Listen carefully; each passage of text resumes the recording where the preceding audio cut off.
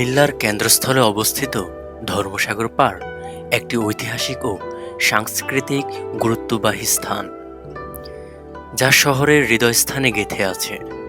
প্রায় ৫০০ বছর আগে ১৫০০ শতকের মাঝামাঝি সময়ে ত্রিপুরার রাজা ধর্মমাণিক্য এই বিশাল দিঘিটি খনন করেন।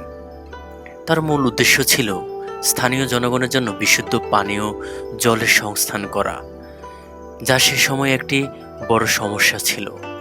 ধর্মীয় ও জনকল্যাণমূলক উদ্দেশ্য থেকেই এর নামকরণ হয় ধর্মসাগর। প্রায় ২৩ একর আয়তনের এই দিঘিটি বাংলার প্রাচীনতম কৃত্রিম জলধারাগুলোর একটি, যা আজও টিকে আছে কালের সাক্ষী হয়ে।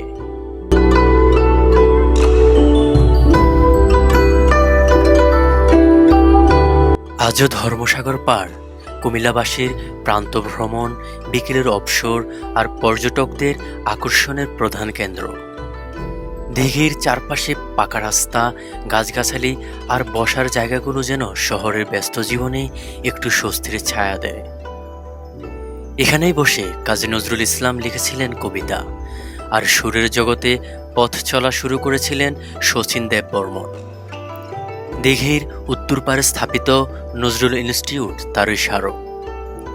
সকালবেলা সূর্যের আলো যখন দিঘির জলে প্রতিফলিত হয়, আর সন্ধ্যায় পাখিদের কলকাকলিতে যখন চারপাশ মুখরিত হয়ে ওঠে, তখন ধর্মসাগর হয়ে ওঠে এক অপার শান্তির প্রতীক।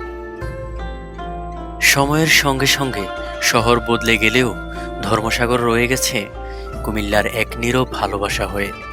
ইতিহাস, প্রকৃতি আর মানবিক অনুভূতির এক অপূর্ব মিলনস্থল এই ধর্মসাগর পাড়।